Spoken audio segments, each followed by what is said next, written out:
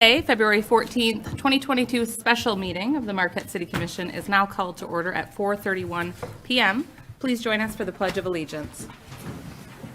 I pledge allegiance to the flag of the United States of America and to the republic for which it stands, one nation, under God, indivisible, with liberty and justice for all. City Clerk, could you please take roll call? Commissioner Bonzal. Here. Commissioner Davis.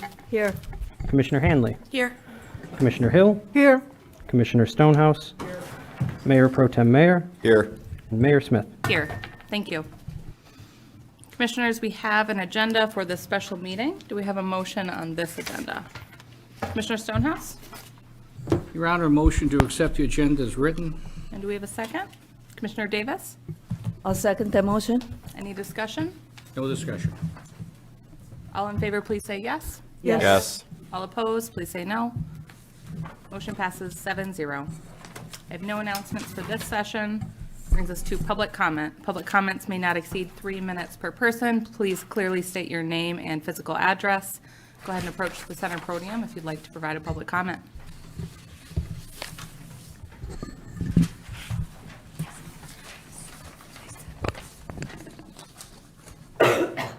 Good evening. Margaret Brum, 404 East Magnetic Street. We're all here tonight to listen to plans for what we call the old hospital area. And for me, every time I drive past it, the only building I pay any attention to is the brick building that it's all that's left of the St. Luke's School of Nursing, which became the Wallace School of Nursing later on. And I spoke briefly with the people who'll be presenting tonight to request that whatever happens to that property and however it's developed, that a consideration be given for putting up a plaque or a tablet to acknowledge the St. Luke's School of Nursing. As in my own family, lots of gals from small towns, smaller than Marquette, came to the big city of Marquette to be trained as registered nurses at the St. Luke's School of Nursing. And when they were done there, they were registered nurses at a time when there were very few registered nurses in this part of the world. And they went out in the world and they did a lot of good caring for people. And a lot of them met their future husbands here, as my mother did, and married and had a family here because of the St. Luke's School of Nursing. And when it came time for my mother to need a caregiver, I asked one of the former students of the St. Luke's School of Nursing to help me out taking care of her. So I'm asking for consideration of this without having any idea what the plans are for that property. I just wanted to let people know that a lot of good things happened in those buildings and that it would be nice if it could be remembered as a positive. And thank you. Anyone else for public comment?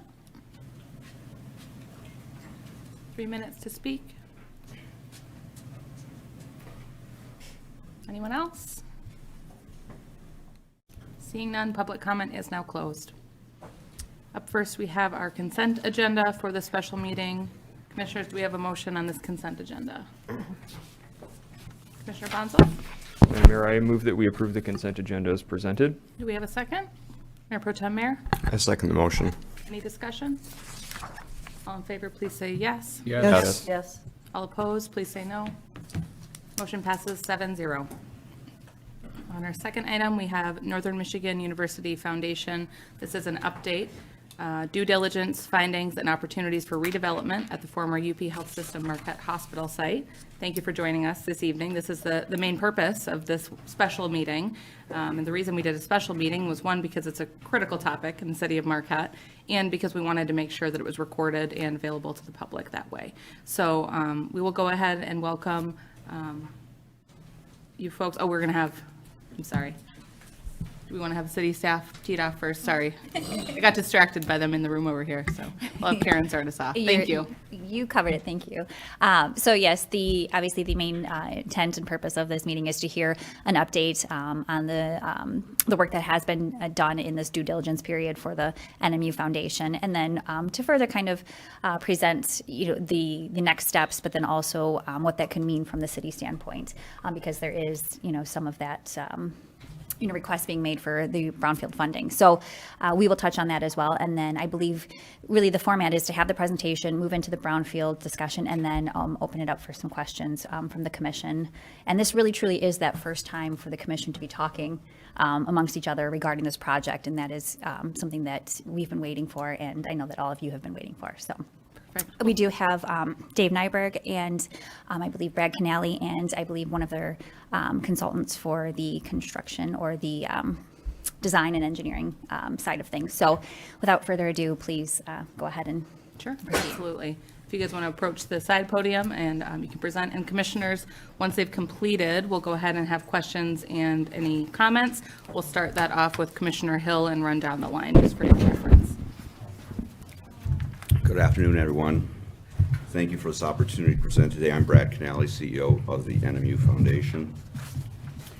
I'd also like to open by expressing gratitude to the hospital leadership and other partners that have worked very closely with us to get to the point of this commitment, cooperation, and hopefully a potential triple win.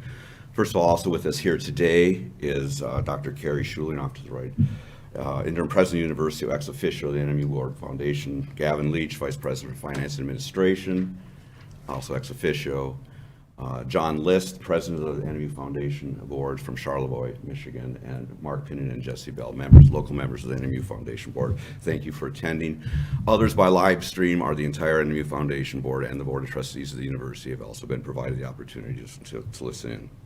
I'll provide some background and context, followed by Dave Nyberg, who will lead the presentation along with our representatives from EUA architecture firm. Then the city will do the brownfield presentation, and we'll talk about next steps from there. Obviously, with discussion and questions. So to set this where it is sort of in a chronological period time frame, in September of 2018, the broker enlisted by LifePoint visited with both university representatives and foundation representatives about their ultimate plan to market the hospital site.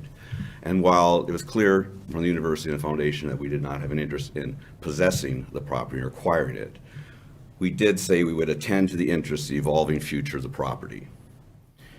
It then went on the market, went forward, and after a significant external assessment in the fall of 2019, ultimately determined that total demolition and redevelopment was necessary and cost estimates became prohibitive for a reasonable return on investment to any standalone master developer. In the spring of 2020, the foundation began considering a role to catalyze delivery of a demoed site to a master developer and participate in the design of any redevelopment to meet the best interests of the university and the community. Inaction was not an option. In the summer of 2020, we approached UP Health System with a concept to partner in transition with transfer of title to NMUF and a cash payment to partially fund the demolition. NMUF would endeavor to align state funding to complete demolition and secure a master developer to serve as minority equity investor. NMUF could then, upon success, assume a minority equity position through a land and cash investment to further enable project viability. In the spring of 2021, we came to an agreement to a deal structure, and formal steps were taken into a purchase and sales agreement being executed in late September of 2021. NMUF engaged 3 consultants to assist in due diligence and benefit from previous critical site evaluation data provided in kind by the Viridia Group. In addition, the Brownfield Redevelopment Authority approved funds for environmental assessment expenses. We are now pleased to make a presentation on progress to date and plan next steps. There are a number of steps that must be achieved for this to come to a successful conclusion, and the critical factors, they will be discussed along the way. But we are very happy to be able to report our findings this evening. I'll call on Dave Nyberg now. Thanks, Brad. Good afternoon. Dave Nyberg, Executive Director of Business Engagement and Economic Development. And I want to start off simply by saying thank you to the Commission. In particular, Mayor Smith has been very gracious to us and allowing us to keep her up to speed and convey updates to you through our due diligence process until today, as well as city staff and city manager, assistant city manager, and Dennis Stakowitz, and of course the Marquette Brownfield Redevelopment Authority, and their consultant, Mac McClellan. As we shared with the community in announcing our agreement with UP Health System Marquette in October, our focus during the past several months has been fully dedicated to evaluating the full spectrum of possibilities and potential challenges associated with redeveloping the site, including environmental due diligence, the feasibility and cost of demolishing the entire complex, based on what Brad just described, is a critical barrier, and a financial and practical feasibility of redeveloping the property in a way that benefits the Marquette community, its citizens, and Northern Michigan University. First off, I think the first time that the public, we started to communicate about this agreement was when we approached the Marquette Brownfield Redevelopment Authority for brownfield eligible expenses through its revolving fund. Thank you to the authority again for helping support our Phase 1 limited Phase 2 ESA and our hazardous materials survey. I'm happy to report that nothing unexpected came from those findings from the report that was delivered from Tri-Media, and no immediate response activities are required beyond the typical due care that would be required during demolition. Next up on the financial feasibility component of this is the biggest lift, of course.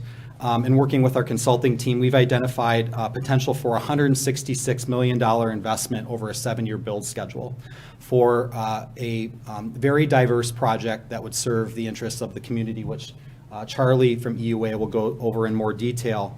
The critical barrier for this, of course, is, as we expected in the financial pro forma that were procured, is the demolition of the existing buildings to prepare the site for redevelopment. Our team has received 2 quotes from companies that regularly deal with heavy industrial demolition, which narrowed our estimate to be about $15 million, which is representing about 9% of the total anticipated investment.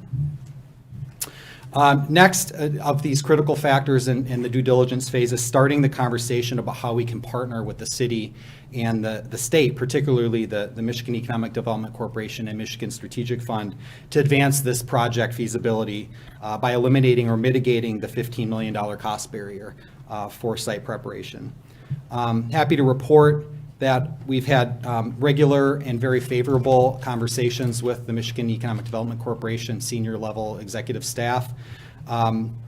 They recognize the transformational opportunity that this project presents, and they've expressed an interest in supporting the project. They want to be a partner. And a big part of that is going to be working with the city.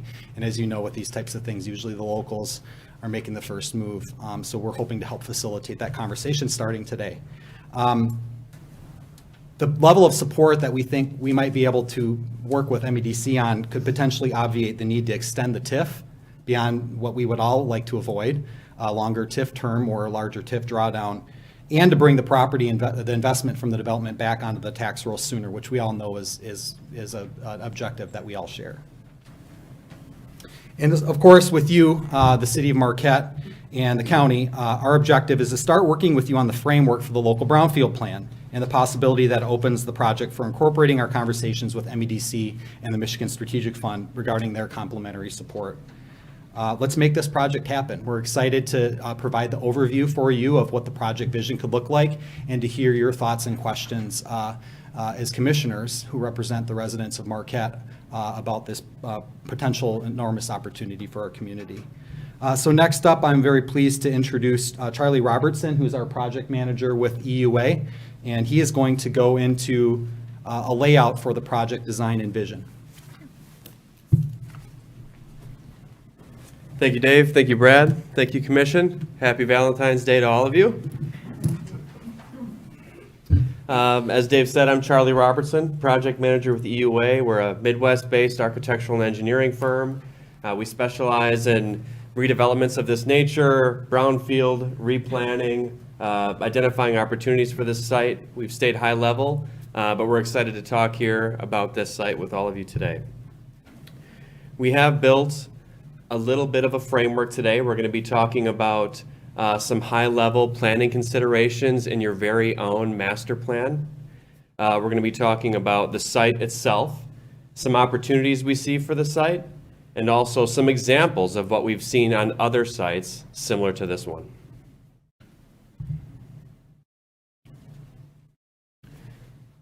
So from your very own master plan, we've identified a lot. We'll be sharing a few quotes and pulls from this master plan, but when we looked at this site initially, we looked at this document first. This is really where a lot of our ideas and the opportunities that we're going to be talking about today came from. So really, nothing we're suggesting or imagining is or should be foreign. Truly, we want this development to be authentically Marquette. One that if it were to happen, and we certainly hope it does happen, that it would have to feel like it was always meant to be there. And we're going to build upon kind of the values of Marquette that have already been well established. Continuing attractive neighborhoods, as you see here.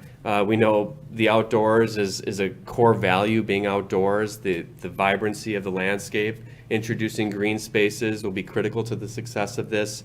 Building on the already strong economy here, and continuing to bolster a destination and hospitality destination here. I'm not going to read these slides for you, but again, these quotes were pulled right from the master plan developed for the city. And what this speaks to us is really just the draw that Marquette is to people, not just young, not just old, but all ages, all age ranges, all demographics.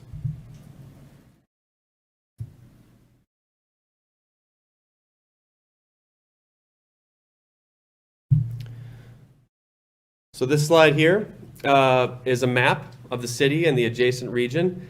Of course, just to orient everybody, Lake Superior is on the east side of this view. North is oriented upwards. You can see US 41 there snaking through the bottom half of the image.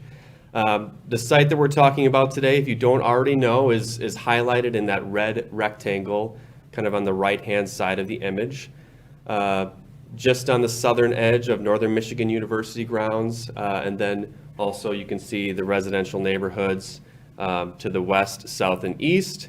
Also highlighted on this map are some significant points of interest, I'll call them. 7th Street, identified in the master plan as kind of the main thoroughfare or entrance from US 41 to the university.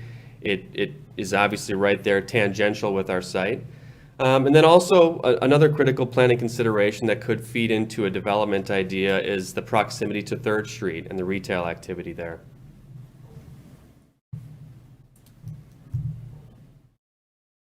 Here's a larger scale site plan view of the property in question. The parcels currently part of this site are highlighted in red. You can see 7th Street there on the west side of this image, and 3rd Street is just clipped in this image, so that gives you some point of reference. Magnetic there, of course, as all of you are aware, and College Avenue there centering the site east and west. On this next image, just gives a few more layers of information that we've noticed right off of the bat. Your very own master plan talks about K Avenue being extended to 7th Street, so that certainly is an opportunity as part of this development. We see a large 6-story parking structure that can accommodate up to 500 cars. If that could be used, not only would that be a sustainable approach in reusing what we already have, but it could potentially be accommodating to any development on this site, especially when 80% of the parking spaces are covered. I know you get a lot of snowfall up here in Marquette, so that would be a very nice thing. Of course, the proximity to Northern Center is pretty exciting. It's a beautiful building, and perhaps some public-private partnerships there could develop and flourish. Again, as mentioned earlier, the main entrance to the NMU campus there at the terminus of 7th Street.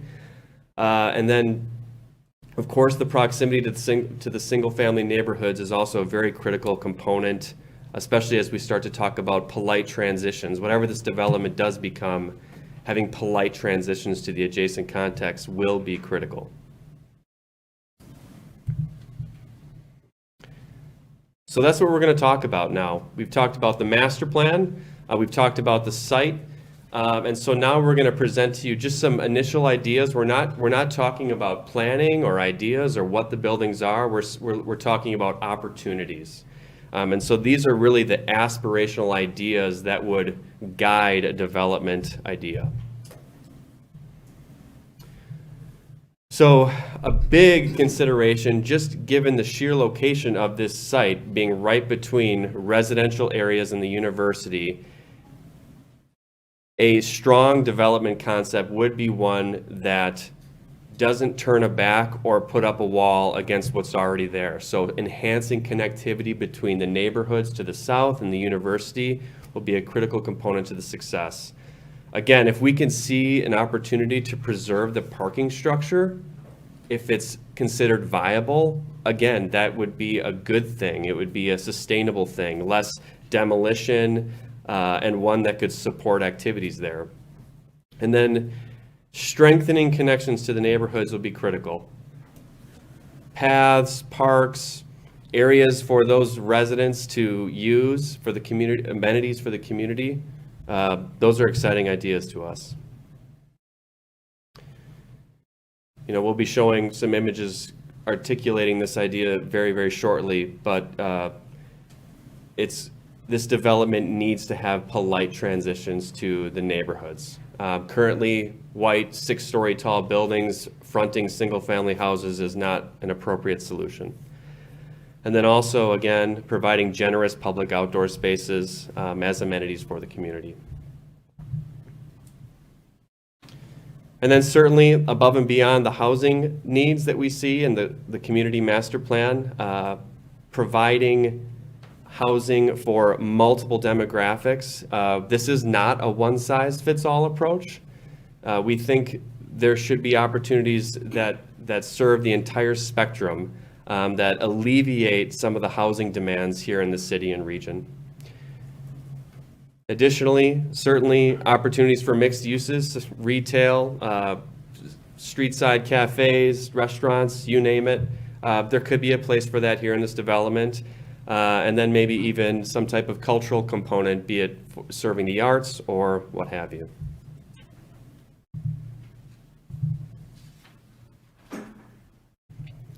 So in our research, we found this quote jump off the page to us in the city of Marquette, the community master plan. And we thought it was apt certainly for the master plan, but also very interesting that this jumped out to us too for this very site. We'd like to be a part of the change. We'd like to be a part of taking that responsibility. And so with that quote in mind, as we look at some of this imagery here, these are street views from Google Earth. The top two images there are along Magnetic, and you can start to see just how starkly different, how much contrast there is between the single-family houses on the right and the blank white 6-story buildings to the left. Some of those houses look at loading docks and electrical panels and, again, blank facades with very little character. And really through these slides, most of you know this site quite well. It's underutilized. It's 23 acres. I think less than 50,000 square feet of it is currently being used for office, which I think is a temporary stopgap right now, but there is opportunity, and I think about what could be done here. We are very excited about it. Imagine, for instance, in that image in the upper right-hand corner, that single-family home there looking across the street to more similar density housing, or a park, or trails, or green spaces that lead up to the university. How special would that be?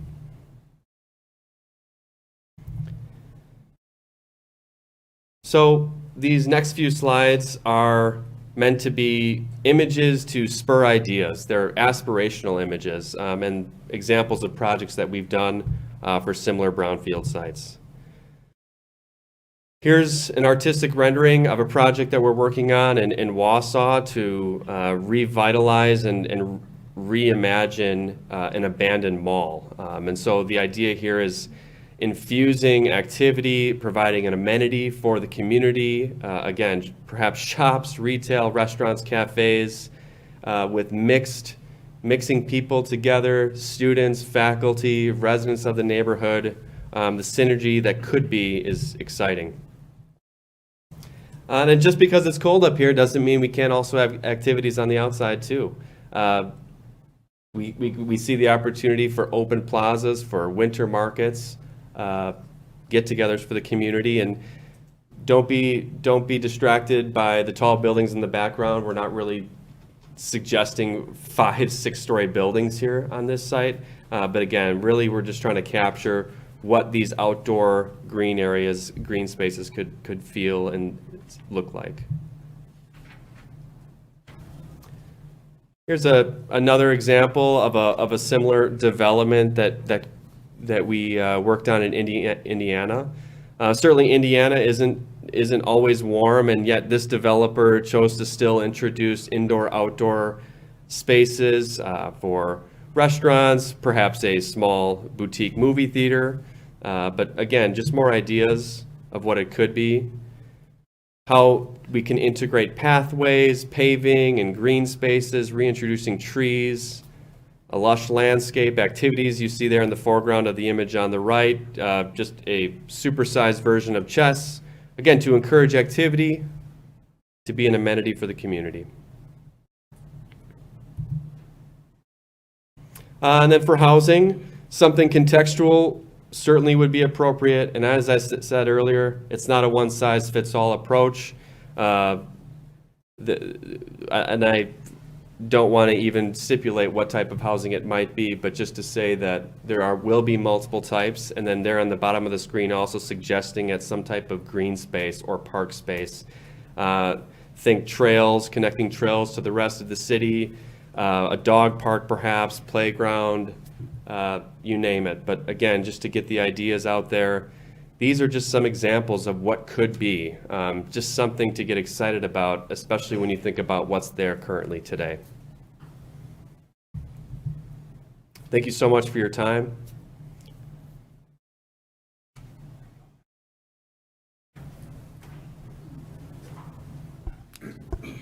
Just making sure. Okay, we're going into the financials now. Yeah.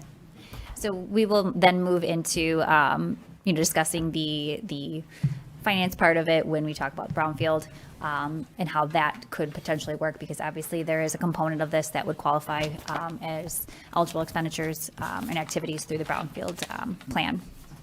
And Assistant City Manager Sean Hoppins has that information ready to just present. Yeah, just wanted to touch on the TIF portion of this project real quick. TIF stands for Tax Increment Financing. It's basically capturing the taxes generated by the increase in property value, and it's used to fund eligible activities on that site, just for those who might not be aware. So this first graph kind of shows what the investment will mean in terms of taxable value and TIF revenue.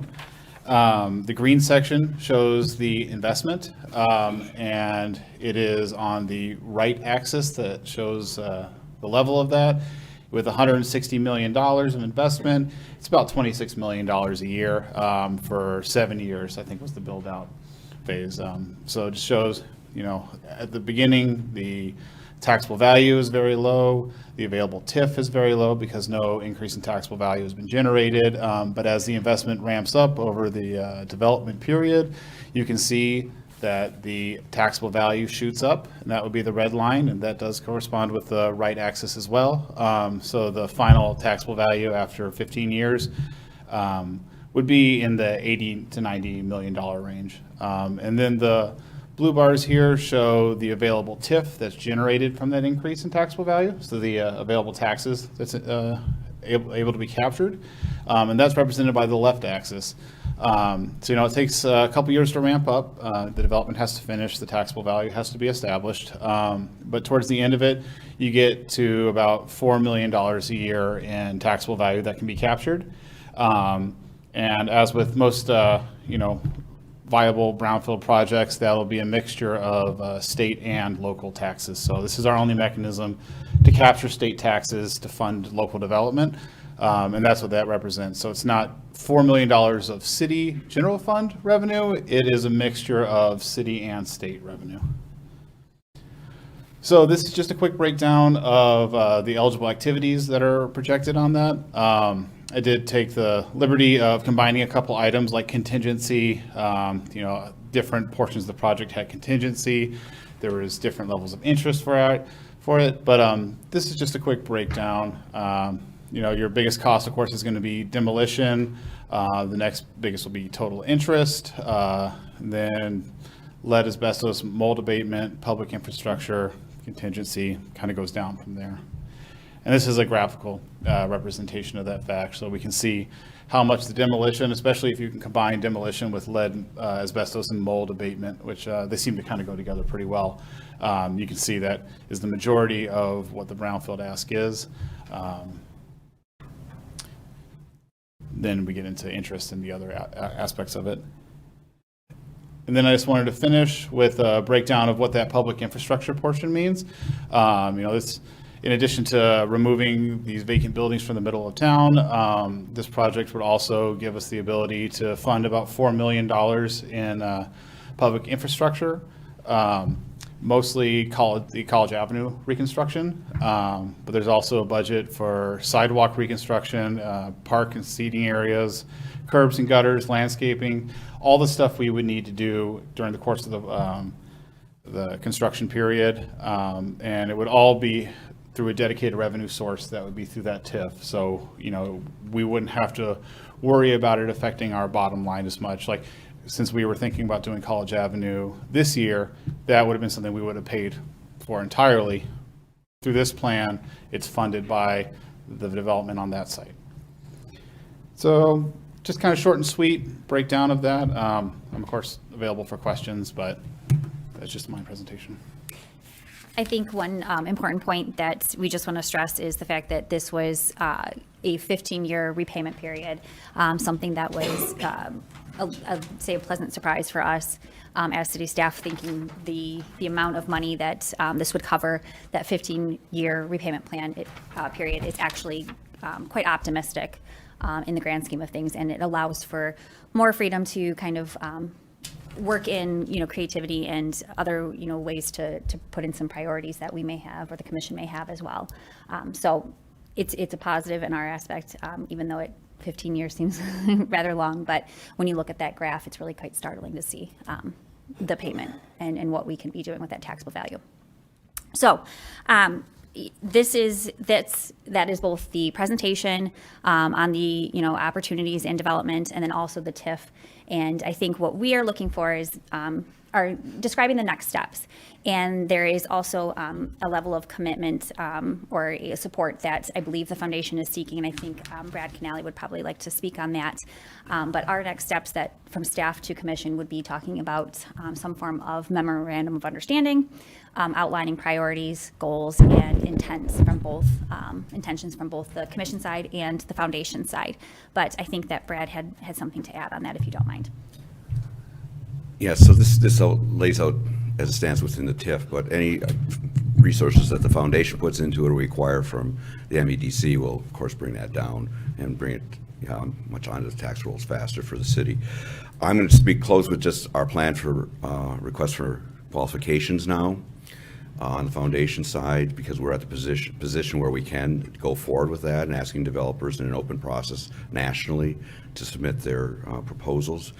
And so we're preparing that now and have created a special subcommittee of the board of 6 members to vet those proposals as they come in.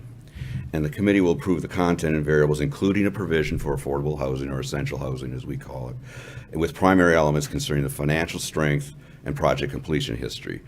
We will entertain most strongly into firms that present the completion history. They go into a project and they finish them off within the time frame determined. And a scoring paradigm will be established to rate the submissions that we receive over time. We expect that to go in the next 2 to 3 weeks. We have a call on it on Wednesday with the group, and that group is John List, who will chair it, Kevin Boyle, who's our finance board chair, Kathy Miller, who's our vice chair of the board, Jesse Bell locally, Nicole Gregory of Grand Rapids, who's also developing the Customs House project, and Mike Oswald, who's COO of Hill & Wilkinson Construction in Dallas, Texas. So that is the outline of that and where we stand, and that ends the presentation for comments and questions. Great.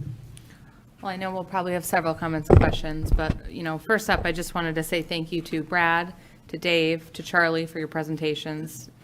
Certainly jam-packed with information, and we appreciate the level of detail that we're able to share with the commission and the public tonight. Wanted to also thank Karen, Sean, and Dennis for your work on this, and other city staff who've contributed a lot of time and energy on this project. Since I've been on the commission, which I started on the commission in 2017, this is probably one of the most critical decisions we're going to have to make since I've been on the commission, other than appointing a commissioner, appointing a city manager, appointing a city attorney. Those are some other heavy hitters, but this is probably one of the biggest, if not the biggest, physical place where we can have an impact. And I just want to thank the NMU Foundation and all the parties involved for bringing this to us.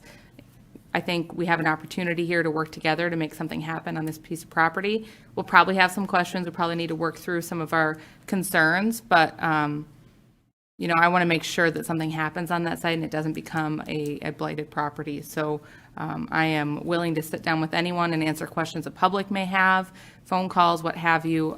Let's get ahead of this and talk about it.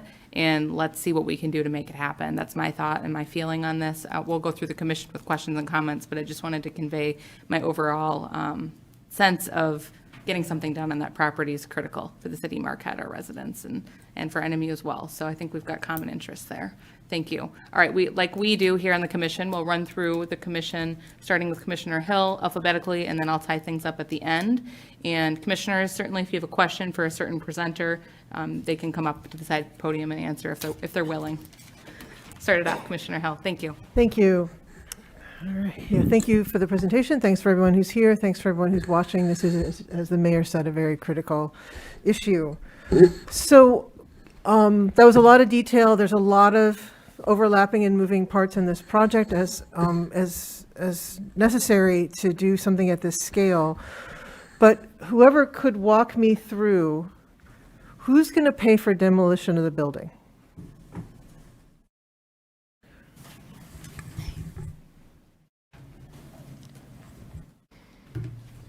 So Commissioner, the process that we would follow for demolition of the building is that if NMU Foundation is able to determine that the project can move forward without a risk to the foundation in terms of cost for demo. In other words, we have a blend of support from the TIF, potentially from MEDC or other sources, including what the NMU Foundation is bringing to the table through its agreement with UP Health System Marquette. We would enter into a contract negotiation after the RFQ process with the master developer partner and form a private development LLC. So that private development LLC ultimately would be responsible for facilitating the entire project, including site preparation and demolition. So it's going to be paid for with a combination of Brown tax capture, I'll say the TIF, the tax capture, some amount of state funding potentially from MEDC, and UP Health System is contributing? Our agreement, the NMU Foundation's agreement with UP Health System Marquette includes primary terms of whereby the NMU Foundation would acquire the site for a nominal fee of $1, but would receive in return $10 million. Part of that would have to be used for relocation of existing staff in the Nelberg building, but we anticipate and trying to be very careful about how we proceed forward. The whole intention is that we would have part of that left over to contribute to the underlying project. Yes. Thank you. That's very helpful. Commissioner Hill, if I can just jump in. The brownfield would reimburse for those costs. So the development would pay for the demolition, I believe is my understanding of what Dave just said, and then the brownfield would reimburse it at the end. Just wanted to, that would be the primary reimbursable expense. So when you say brownfield reimburse, so the tax increment, so the money that's, just to be clear to the public, the money that comes in because this is no longer abandoned, but now is getting value put into it through the work, the tax increment increase. Absolutely, yeah. The increase in taxes generated from the development would be used to reimburse for those demolition costs as a primary eligible expense. And so it's the added value of actually changing this property from abandoned to eventually occupied that is going to help pay for the demolition. Correct. Thank you. And we anticipate that to happen over 15 years, Correct. potentially, give How or the take, give or invoices roll take. in, yeah, but over 15 years, that entire pie graph will be paid back over. And Commissioner Hill, if on this same topic, in one of the emails we received about this exact page is everything that would be reimbursable by the Brownfield TIF, which includes the demo costs. And I know this is part of the packet for those at home that want to pull it up. It's page 2 of looks like the former MGH redevelopment. It's like a financial statement, but that really outlines it well. And I have an abbreviated version up right here too. So.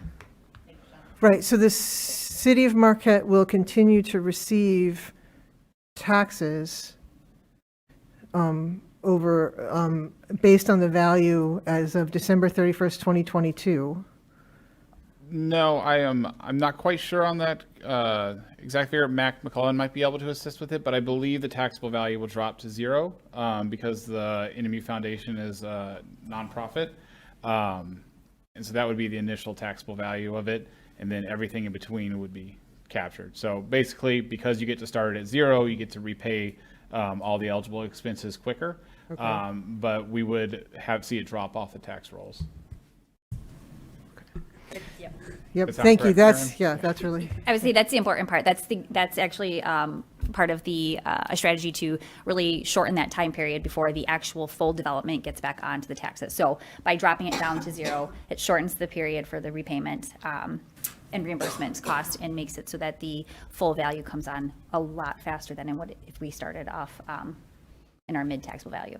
okay. If that makes sense. Yep, that's really helpful.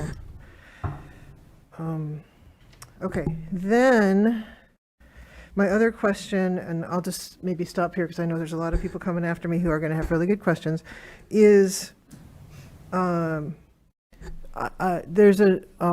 currently a developer, but then there's also going to be a request for proposals for a developer. So I'm sorry, I didn't quite understand how that all worked.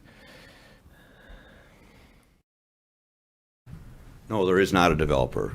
We'll issue a request for quotations for a master developer who will then determine upon selection if they're in partnership with other developers or other to finish off the So I'm sorry, I project. don't understand Mr. Robertson's role then.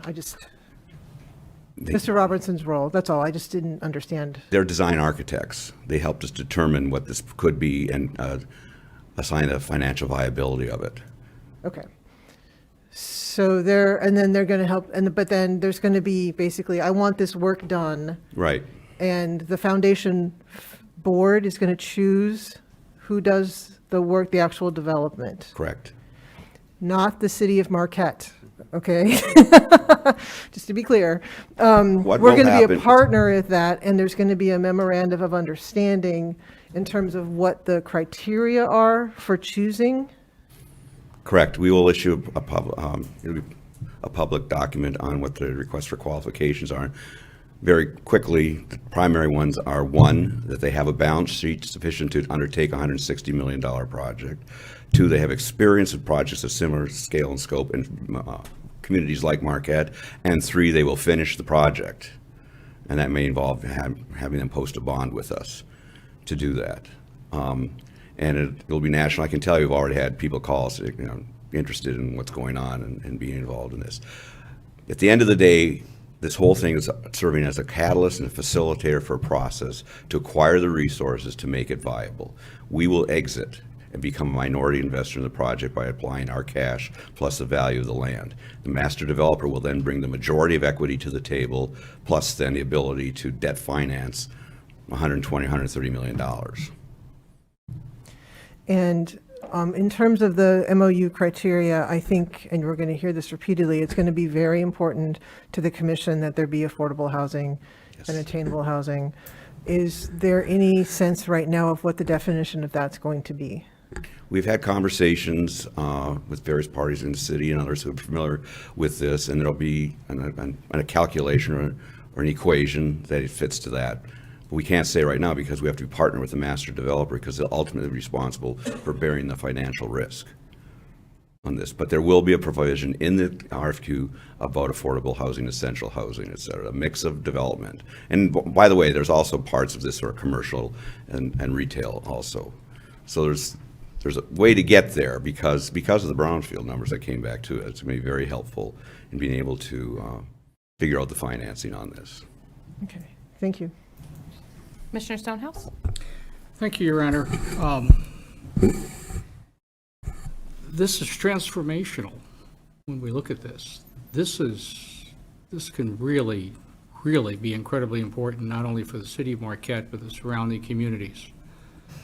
And I'm certainly very impressed with what the staff from Northern has related, what the city staff has been able to do in helping to guide us. This is just going to be an absolutely remarkable project to watch. It's like an empty canvas, and you have a painter who's now creating in front of you. And if we can make sure that creation reflects the city as a master plan would indicate, then I think we're really going to have a winning project. I certainly second what Commissioner Hill has said with the critical need for workforce housing to be part of whatever project this finally develops to be. That, I think, is probably the one thing that this commission would, as a commission, be very insistent on seeing as part of it. But that's really my only comment at this point, Your Honor, and as we go forward, perhaps there'll be another opportunity. Thank you. Commissioner Bonzel? Thank you, Madam Mayor. Yeah, and thank you, all of you, for your presentation to the commission and to the community. And I'm really excited to see a lot of folks who took time out of their day to come to this meeting, especially given that it started at 4:30. The room is full, for those who maybe can't see on the recording. So that's really exciting. And I'm glad that we're going to have this kind of community involvement. I do have a couple of questions. I'm glad to hear that you're prepared to commit to having some sort of affordable housing, whether that be low income or workforce housing or some combination thereof, be a substantial component of this project. And so I just wanted to make sure you are planning on including those provisions and that request for affordable housing to be a substantial component of the project in the RFQ, correct? Sorry. Yes, there will be a provision in the RFQ addressing that matter. Each individual developer will have to present their vision for that and what that means.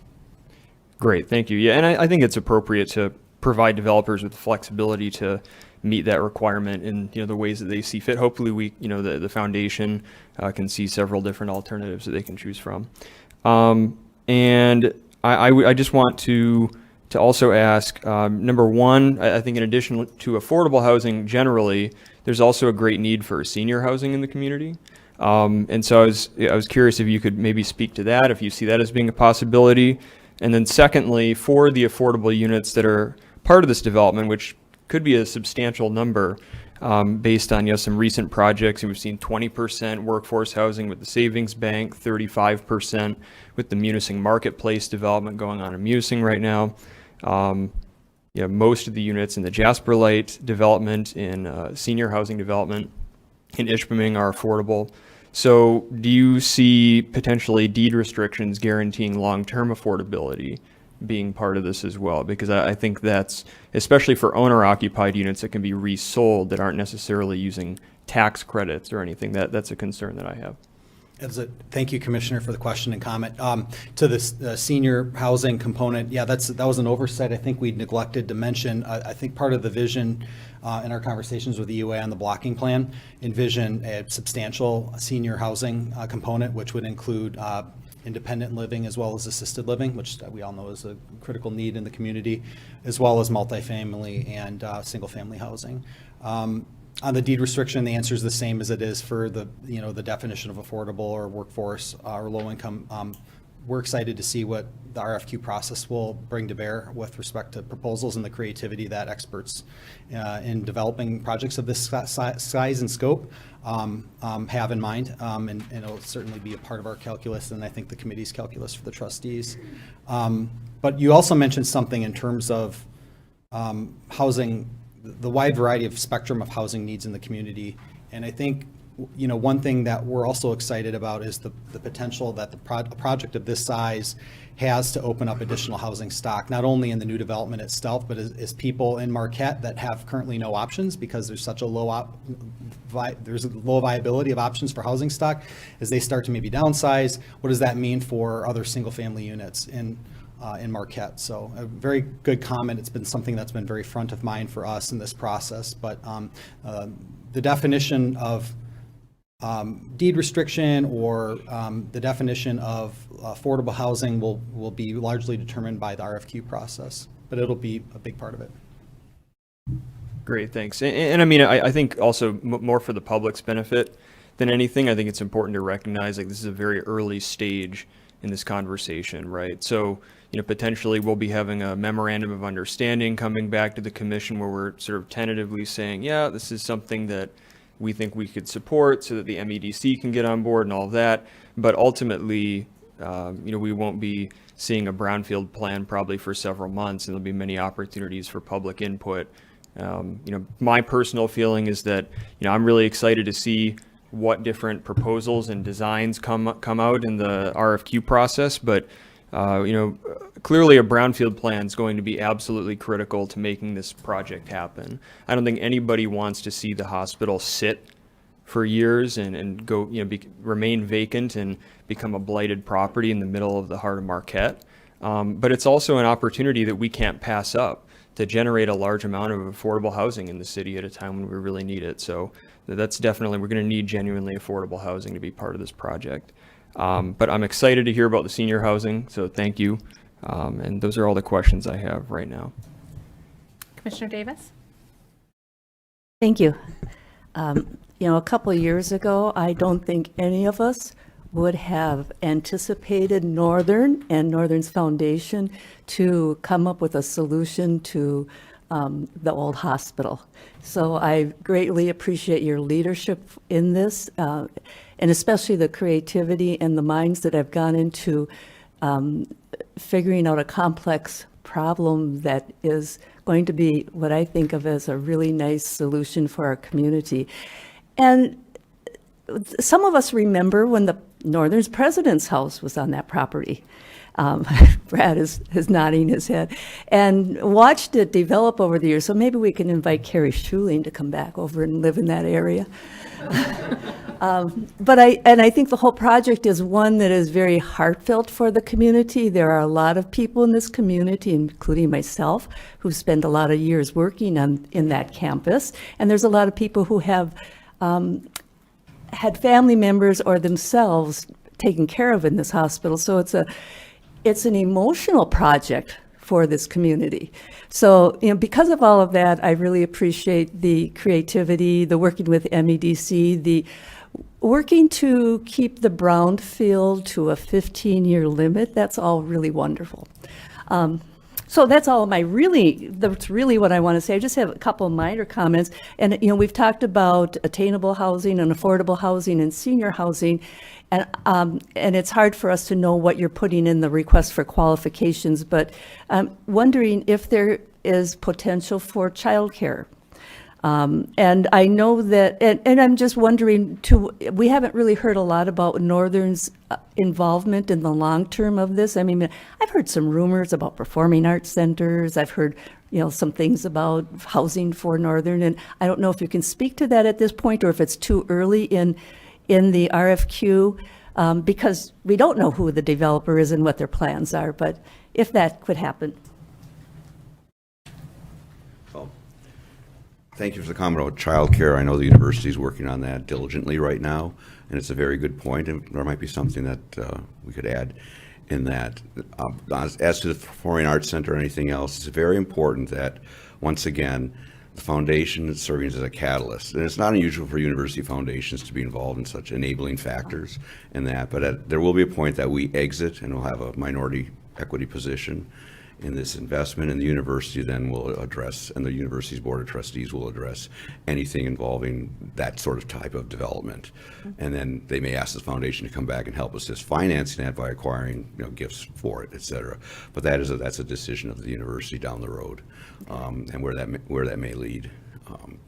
So it's I do want to emphasize once again the significant role of the hospital in making this happen. We went with an idea, they thought about it, and they figured out a way to make it work on their end, and we are here today because of that, as well as in all of the partnerships we were able to develop with the consultants to prove out that this is feasible. And I'll just close by saying there's still some benchmarks that need to be achieved, and the single most important one now is the master developer who we're willing to go into an arrangement with us, and we cannot close on the property until that's in place. Okay. Because So that's what I have happens to get the money. Quick question, as you choose your master developer, will they be engaging the community in what the community wants, especially the neighbors? We intend to have some listening sessions at the Northern Center where we'll put up boards and other things and have an open public process for that conversation. We'll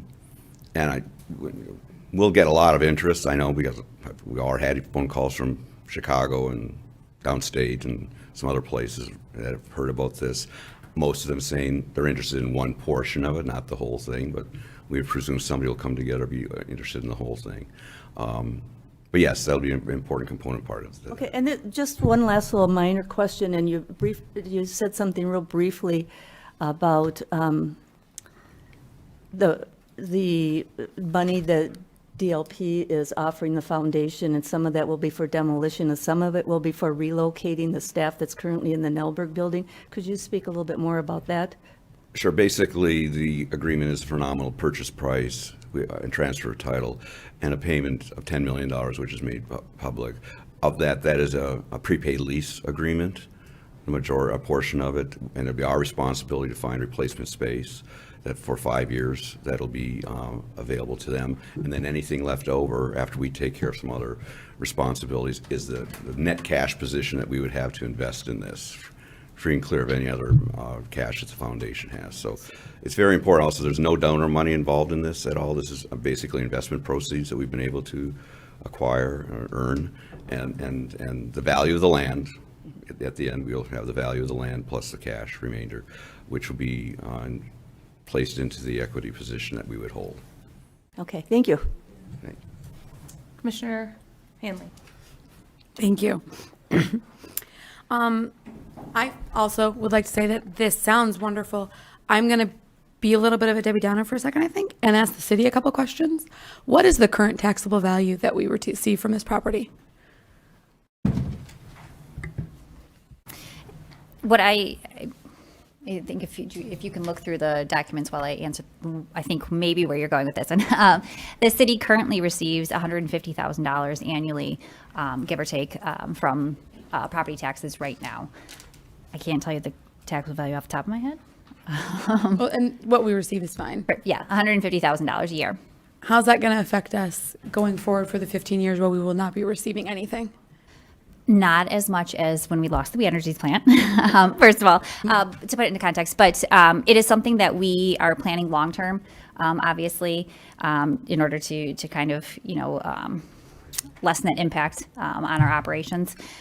We are also cognizant of what that will do for our budget, and I think that it's something we plan for, but I also am very aware of the consideration that the foundation has put into trying to limit the number of years that it will be off the tax rolls. So I do have some interest in that when we do have those discussions, but I feel very confident that it's something we can plan for and get through because it will be a very short period of time. 15 years? Sorry, I just look at it as the fact that right now we're sitting in a deficit to begin with, and is this going to put us in an even worse situation? There are some benefits to the increase in taxable value that it will have, of course, and we talked about that, I think, when we did budgeting, and we talked about the impact on our bonding, that it does increase that possibility. I think that there is some room for possibly negotiations on that with the foundation on that time frame, but it's more, this would be seen as $150,000 that we would not be receiving, but it's investing in the future for that neighborhood.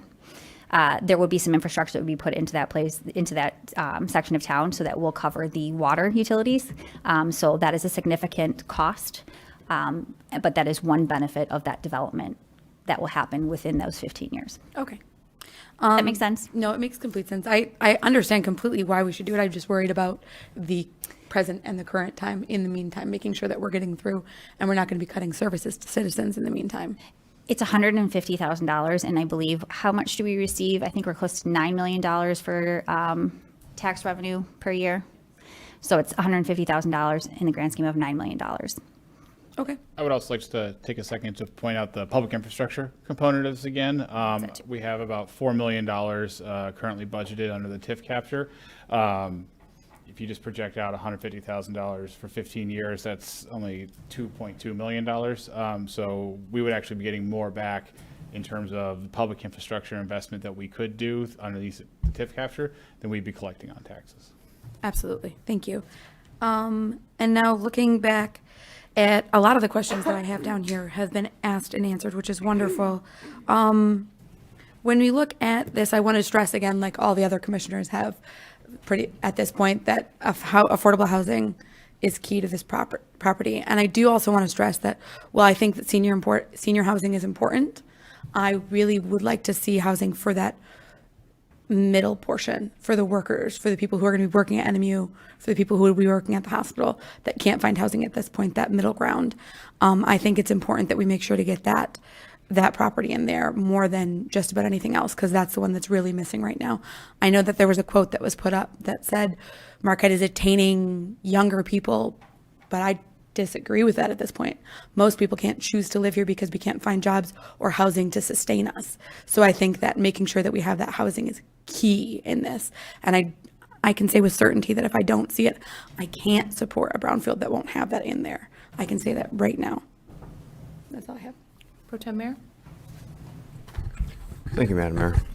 And thank you to the foundation and staff and our Marquette Brownfield Redevelopment Authority and everyone for all the work that went into this.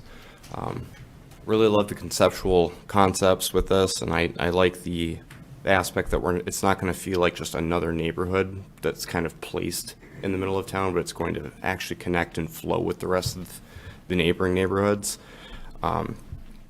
I think I'm going to start with kind of going a little bit off what Commissioner Hanley's referring to, though, a little bit. When I first moved to Marquette, there was a group of about 8 of us that I knew from the Sioux that I went to high school with, and my wife and I are the only ones that are still living in Marquette because the other 6 got priced out of the city. Half of them went downstate, and the other half went back to the Sioux. I've seen a lot of young people that I know leave the city because they just can't afford it anymore. And I'm glad that when you're going to go out for the bidding process, that you're going to have some sort of language in there for some sort of affordable housing component. But I really think you should try to have more specific verbiage in there for them, that you're looking for workforce housing, which is 80 to 120% of the AMI annual median income for like the city. And we do have a housing report that this commission adopted that I'm sure staff can share with you that does lay out what the city of Marquette is versus Marquette County, because those numbers are going to be different. Marquette County's overall annual income for a household is higher. But I definitely think that's something you should try to put in there, especially if you're going to go out nationally looking for developers. Someone can do it. Someone out there can do it. And one more thing I think that I would hope at least we could look at trying to include in there is putting an emphasis on at least trying to use some of our local workforce on this project itself. You know, we're talking $160 million of investment. Let's try to keep as much of that here in the community as possible and support local jobs in the process. But thank you very much, though, for a presentation. I think my colleagues have pretty much covered everything else. There actually is one quick thing, though, I did want to mention. In the supporting documents the commission received last week, there was one part in here that talks about the sale and transfer of eligible property and bringing that back to the Brownfield Authority for consent to transfer the property. And I just want to make sure the foundation's aware, looking at your timetables, that the commission would also have to approve of that if you're transferring the property after we've approved a brownfield plan for it. But other than that, I yield. Well, I think most of the questions I would have had been asked already. I did want to, my usual question, as the commission knows, is what's the timeline and what's the process? So if there are next steps that you'd like us to be aware of, other than a potential MOU coming down the pike soon, if there's any other, milestones along the way we should be aware of, that would be helpful to kind of end on here as we move forward. Yeah, thank you, Your Honor. Brad mentioned the RFQ process coming in the coming weeks through the special committee formed by the NMU Foundation Board of Trustees. This has been really good feedback. We've all been taking notes. I think what I'm hearing is an agreement to work together on some of the details. This has been a successful first discussion, working session. And a big part of this also is our partnership with MEDC. So this is an iterative process, certainly. So I'd like to go back and report to the MEDC that we had good productive discussion. We've got some ideas for the RFQ, start to work on that timeline further. Our evaluation period in our agreement with UP Health System Marquette has been amended to be extended to give us some additional time to do this, to feel good about doing this the right way. We were really getting up against a wall. So again, to Brad's point, thank you and gratitude to the team for helping with that. So I think in terms of immediate next steps, it's really up on the RFQ process on our end, following up with MEDC to report back on this conversation, maybe start to work on the preliminary terms of what that MOU might look like. And just to be very clear, a scenario that might work well with the MEDC is sort of a shared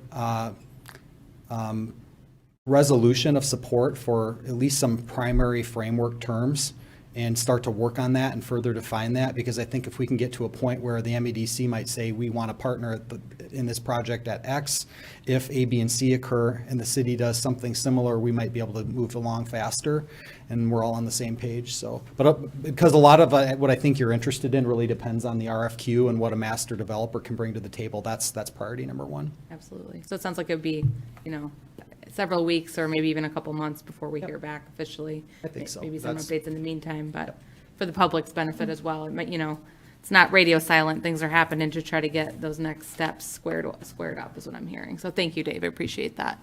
Anything else? Okay, from the commission quickly. We do have a meeting at 6. We still have to get through public comment. So there is another commission comment at the end of this special meeting, but I'm not sure. I'm A wondering. clarification question. Okay, go ahead. Just in terms of strictly on the MOU, because I think that's our next step.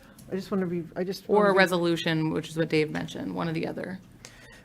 So what's the process for determining what's going to be included in the MOU? Because that seems really important. From what I gather, From feedback from us. this meeting is what they will use to draft that, to come before the commission, And so this is the one time. other than at the meeting when it comes before us, I would think. Okay. Then I think, because what I also heard is there's a chance that the developers are interested in pieces of these 23 acres, but not the entire 23 acres. What if no one comes in saying they want to do the 23 acres? It'd be just breakout by subs, including somebody might do there'll be one master developer who would then subcontract potentially to do the affordable housing or do this portion of that portion. And so that just spreads the risk a little bit more instead of one person taking the whole thing. Okay, thank you. Thank you. Commissioner Bonzel?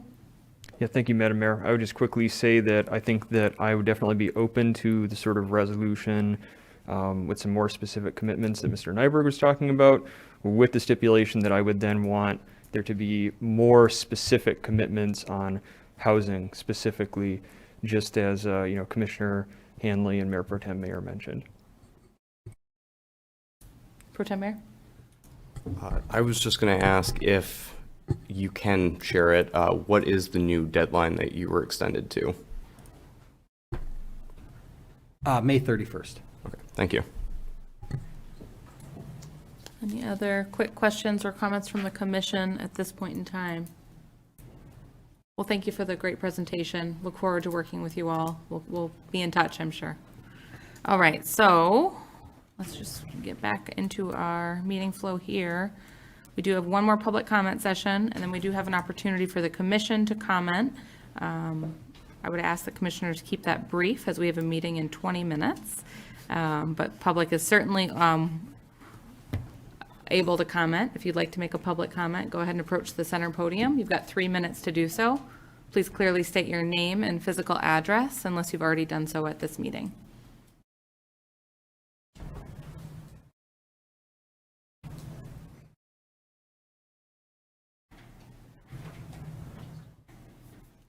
I hope you can hear me through my mask.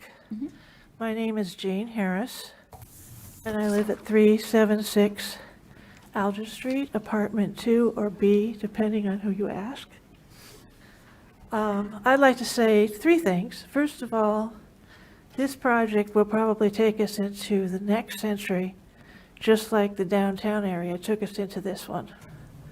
So it needs to be a quality product.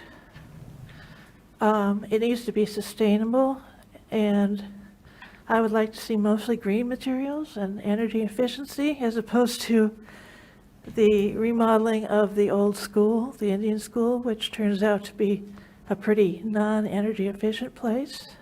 I don't know if you know that, but you should check it out if you don't. And the third thing is that in terms of income, because I have been in all 3 situations in the last 4 years, there's a $12,000 low income, there's a $32,000 medium income, and for seniors who are not living off of retirement funds, it's about a $50,000.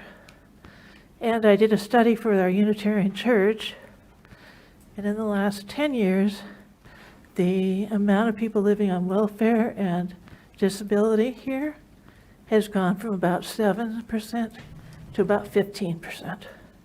So you guys know all that. And I'm a little nervous, so sorry. Thank you. Thank you.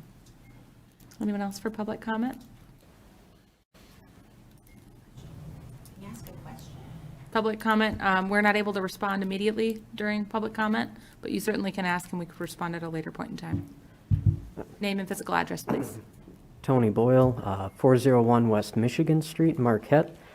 My concerns with this project are that historically, what developers like to do is come in and then have a bunch of high-rate units, say 200%, area income.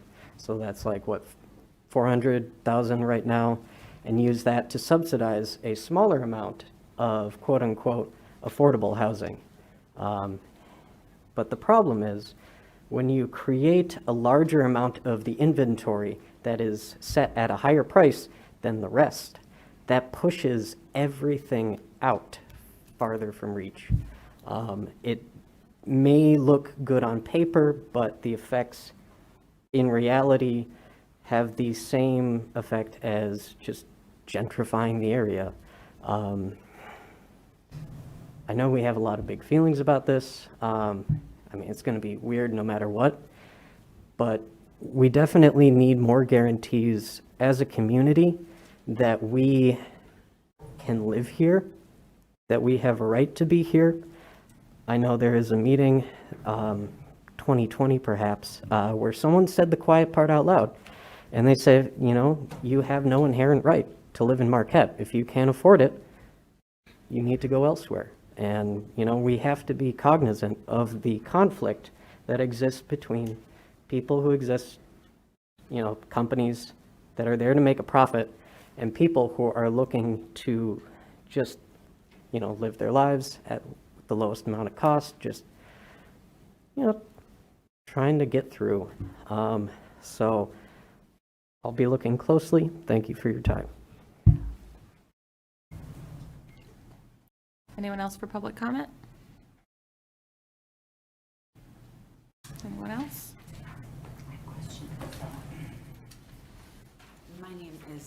My name is Priscilla Drury. I live at 1107 North Front Street. I just wanted to ask more or less the people with the planning in regards to retail. That sounds kind of neat, but I was wondering basically what is determining the need for the retail there? Is that something that pays off better in the long run? It is in a proximity close to other places. including the downtown, 3rd Street, and then there's that little hub over there on Lincoln. So, I mean, it's a nice We don't idea. we don't answer during public comment. Thanks, Dave. But yeah, I'll talk slower. Okay, so, yeah, and so, I mean, I like the sound of that, but I mean, 23 acres won't go as far as we all think. And the needs are really stacking up here. I mean, and so as much as having some sort of retail, I'm just wondering exactly how that's going to be figured in, why that's being figured in, you know, and just basically that. Thanks. Anyone else for public comment?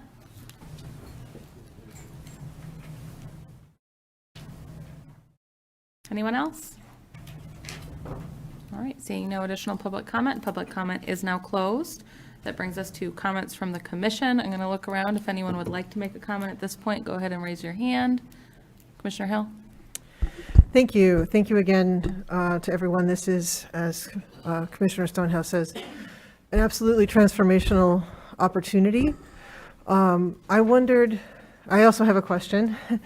Where will the documents information process be available on the NMU Foundation's website to be available to the public?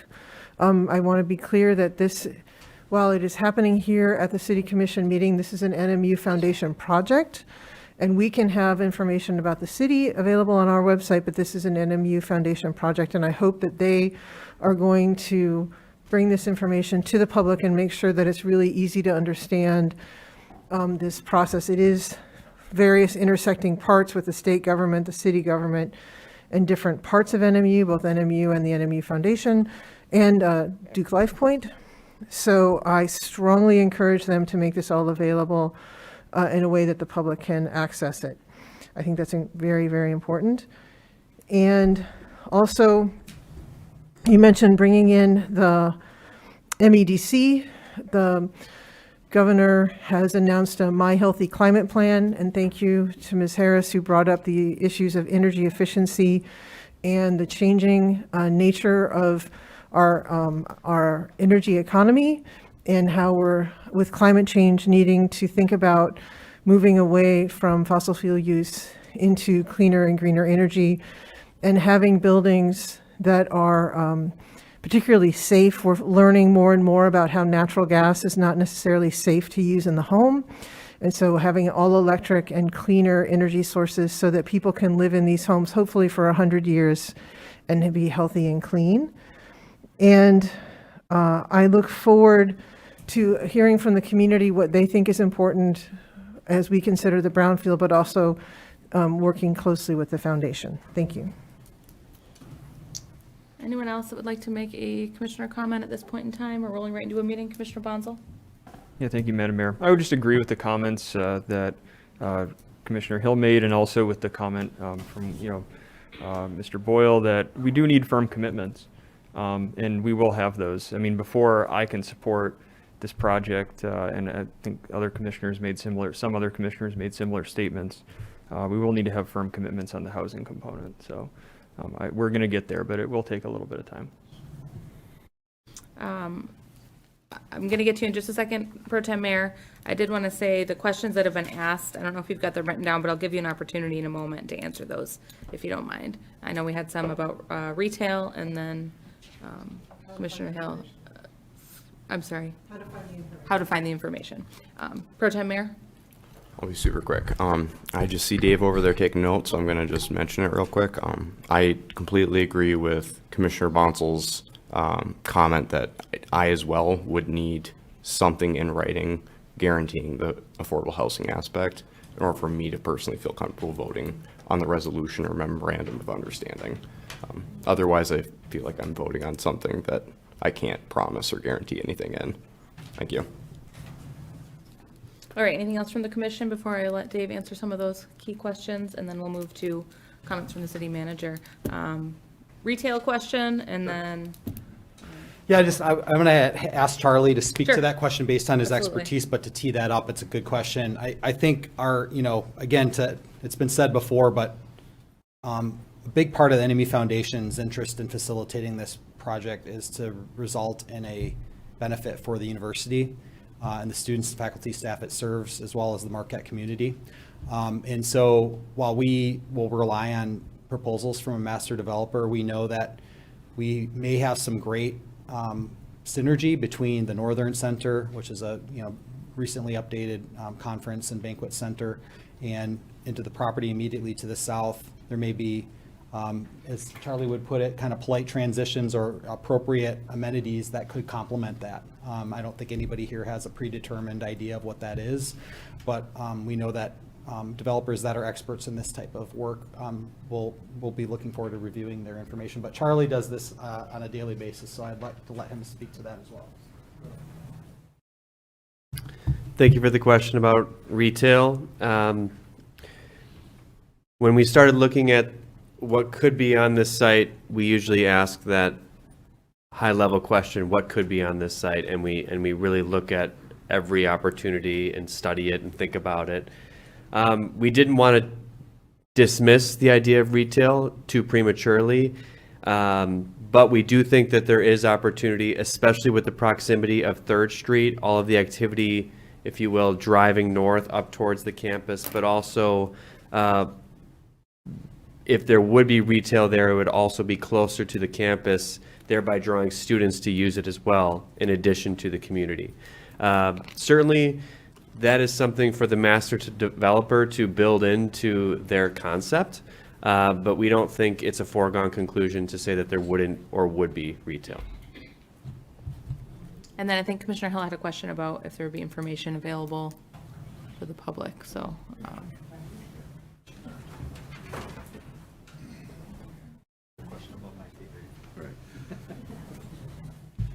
Yes, in today's open technological environment, we'll make everything accessible online for anybody to access going in there. When we started this, we thought we just need to get this thing torn down and then build out. Well, we're in a position now because of a lot of good work that many people have done that this is going to be attractive to many potential investors, but they're going to have to meet the criteria.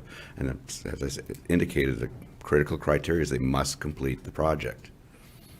So, Great, thank you for the response. Appreciate you guys coming and presenting. Great information. I'm gonna go ahead and turn it over to our city manager if she's got anything to add. No, just a huge thank you to the commission for your thoughts and your ideas and some direction on this. We will be working on what those next steps will be and talking obviously with the city attorney on what the most appropriate step is and incorporating these comments and these concerns certainly into that. I do want to stress that again, there's opportunity to address the priorities that were mentioned tonight. There's opportunity, whether it's within the RFQ process, but then also any way that we as a city can come up with some ideas and some solutions for that. So while it may not go one way, we may be able to try and figure out a way to make it work. And please, we will be open to obviously having that conversation with the commission. Many more conversations with the commission on this, I feel. So I do want to stress that this was truly a unique opportunity. And when it was presented a few months ago, many months ago, actually, when I first arrived, it was very exciting. But this is really, truly an opportunity that I see some real benefit for the community. And it's great to be a part of that. So please, we'll stay tuned and we'll provide an update coming up in the near term. Great, thank you. All right, we are going to adjourn the special meeting at 5:54 p.m. We do have another meeting coming up at 6. We may start